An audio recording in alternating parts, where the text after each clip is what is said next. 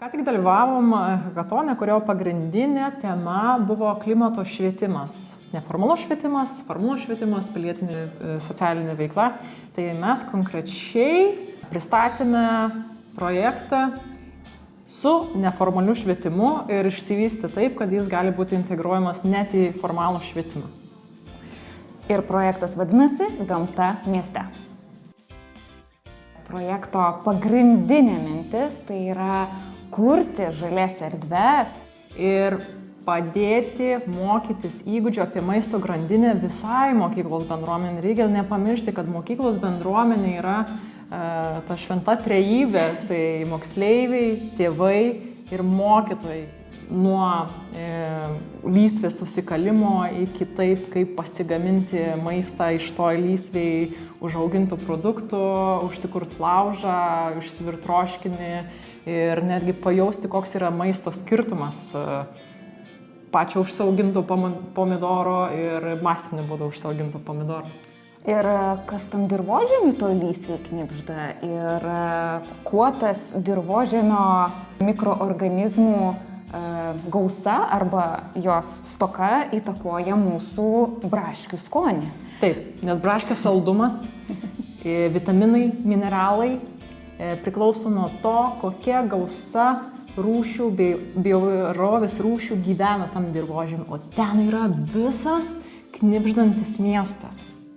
Ir jeigu, pavyzdžiui, valgyklai, mokyklai valgo kažkas grikius ir sako, oi, kaip čia kažko trūksta, nueit į žalią erdvę šalia mokyklos, nusiskint krapų ir užsibarstyti ant grikių, aš tikiuosi, kad taip ir bus. Taip.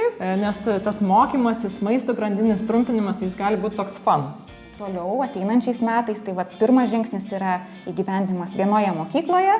Pirmiausiai susėsti bendrą ratą, galbūt prie kokio laužo, aplink laužą.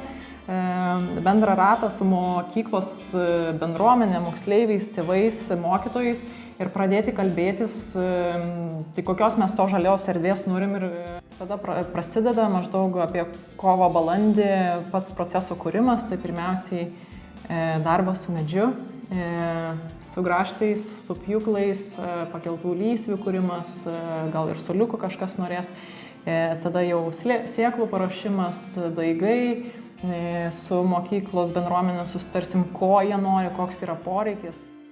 Kaip maisto grandinė susijusi su klimato kaita. Nes maisto sistemos yra atsakingos už trečdalį antropogeninio šias emisijų pasaulyje. Kodėl? Nes dabartinės maisto sistemos yra globalios, netvarios ir nesveikos. Bet kodėl? Nes mes praradome tiesioginį ryšį su visa maisto vertės grandinė ir tapome tik vartotojai jos gale. Bet kodėl?